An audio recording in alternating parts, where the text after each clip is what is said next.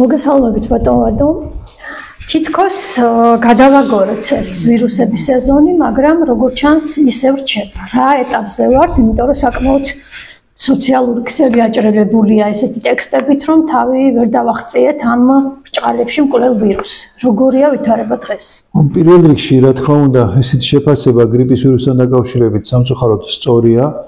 გრიპი არის დღეს მოცირკულირებულ ვირუსებს შორის არა მხოლოდ საქართველოში, არამედ მსოფლიოში ყველაზე მძიმე ვირუსი, რომელსაც შეუძლია ბევრი გართულების გამოწვევა, მათ შორის ფილტვების ანთების, თავის ტვინის დაზიანების, გულის დაზიანების, მართლაც ესეთი ვირუსია და ამიტომ, როდესაც იწყება მზადება აი ამ რესპირაციული ვირუსული ინფექციის სეზონისთვის, ყოველთვის აქცენტს ვაკეთებ გრიპის საწინააღმდეგო ვაქცინაციაზე, განსაკუთრებით რისკის ჯგუფებისთვის, ამ გართულებების მაღალი ალბათობის გათვალისწინებით.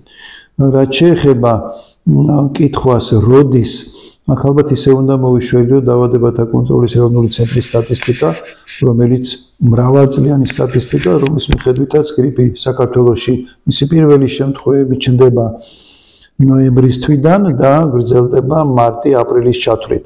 იყო რა თქმა უნდა გამონაკლისი პერიოდი კორონავირუსის შემდგომ წლებში, როდესაც გრიპი გაგრძელდა ივნისში, ივლისშიც კი ჰქონდა გრიპის შემთხვევა, ეს გამონაკლისია, ამიტომ ვფიქრობთ, რომ მარტი და აპრილი იქნება ეს პერიოდი, როდესაც გრიპი თანთანობით შემცირდება და შემდეგ ცირკულაცია ალბათ ნოემბრამდე აღარ იქნება დაფიქსირებული.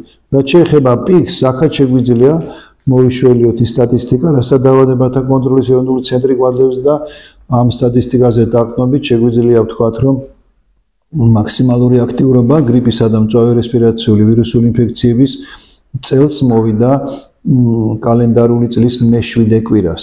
ეს არის თებერვლის მეორე ნახევარი და თებერვლის მეორე ნახევრიდან დაწყებული ანუ თებერვლის 2 კვირა, მარტის პირველი 2 კვირა, ყოველკვირეულად შემთხვევები მცირდება.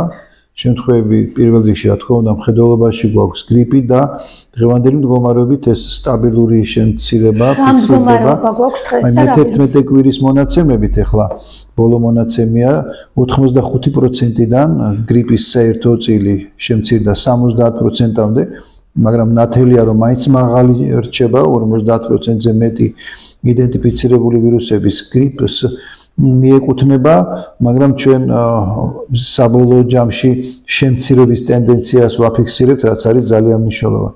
ასევე წელს დაწყებული იანვრიდან დომინანტური ვირუსი გრიპის ვირუსებს შორის B-ტიპის ვირუსი იყო და აქაც შემცირების ტენდენცია სახეზეა 67%-დან 57%-მდე შემცირდა B-გრიპის ვირუსის ხვედრითი წილი, მაგრამ მეორე არის მნიშვნელოვანი.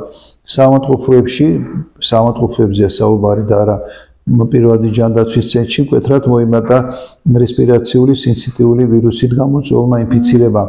ეს მაჩვენებელია იმისი, რომ საავადმყოფოებში გრიპის ვირუსი თანდათან ჩანაცვლდა რესპირაციული სინციტიური ვირუსი და მისი წილი უკვე ავიდა ძალიან მაღალ მაჩვენებლებამდე და ეს მიმანიშნებელია არაპირდაპირ მიმანიშნებელია გრიპის სეზონის დასრულებისაკენ. ანუ ეხლა დომინირებს რესპირაცია. საავადმყოფოებში ეხლა გრიპის ვირუსთან ერთად მეორე სიხშირით არის რესპირაციული სინციტიური ვირუსი.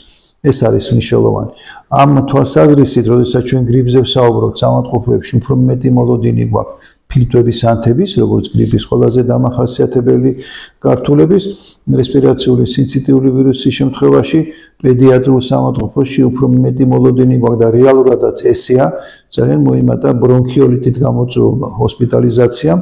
რესპირაციული სინციტიური ვირუსი განაპირობებს ორ გართულებას, ფილტვების ანთებას, განსაკუთრებით მოზრდილებში და ბრონქიოლიტს განსაკუთრებით 2 წლამდე ასაკის ბავშვებში, ასე რომ ტენდენცია გრიპის ვირუსის შემცირებისაკენ ნათელია საავადმყოფოში მომართვიანობისა და დაავადების მიმდინარეობის სიმძიმის შეფასების საფუძველზეც.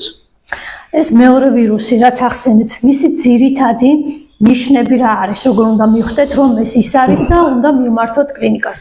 რესპირაციული სინციტიური ვირუსების დამახასიათებელი ძირითადი ნიშანი არის ხშირი, შეტევითი ხველა, გახშირებული, მკვეთრად გახშირებული ხმაურიანი სუნთქვა, ასევე ძალიან დამახასიათებელია მსტვინავი ხასიათის სუნთქვა, ან როდესაც ექიმი ფილტვებს ისმენს, აფიქსირებს სტვინა მხიხინს და ეს მიმდინარეობა განსაკუთრებით 2 წლამდე ასაკის ბავშვებში აუცილებელს ხდის ჰოსპიტალიზაციას, ვინაიდან აქ ჟანგბადის დამატებითი მიწოდება ხდება საჭირო, სითხის დანაკარგის შემთხვევაში ინტრავენური გადასხმები და ასე შემდეგ. ამიტომ სიმძიმე ძირითადად წვრილი ბრონქების, ბრონქიოლების ანთებით არის განპირობებული, რაც პირველ რიგში საფუძველს გაძლევს, ვიფიქროთ, რომ ამის უკან დგას რესპირაციულ სინციტიური ვირუსი. დიაგნოზი ბრონქიოლიტი ასოცირებულია ამ ვირუსთან. დიაგნოზი პნევმონია ასოცირებულია გრიპის ვირუსთან. ეს არის ორი მთავარი ტენდენცია ბოლო კვირეების განმავლობაში. ძირითადად ეს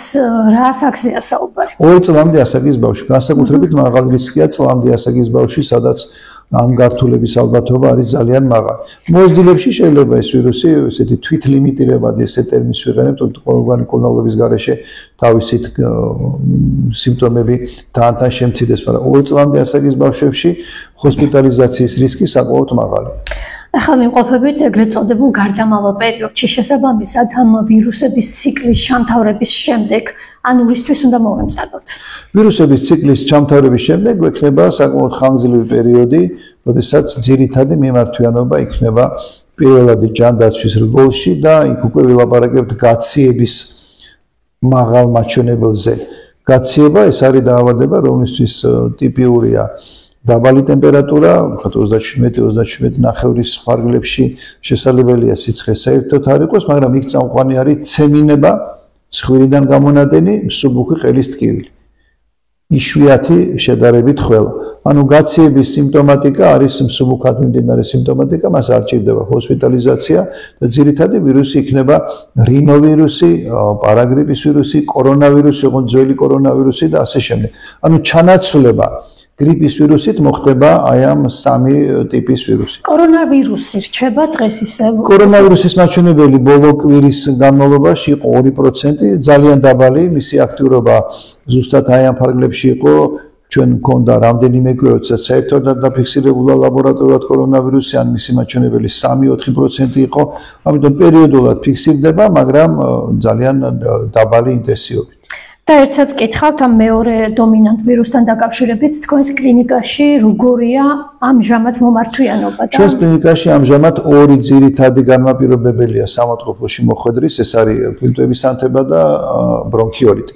რამდენიმე კვირის უკან ბრონქიოლიტის შემთხვევები შედარებით ნაკლები იყო და ძირითადად გართულებას წარმოადგენდა ფილტვების ანთება, გრიპით გამოწვეული, როგორც A, ისე B ტიპის გრიპით გამოწვეული.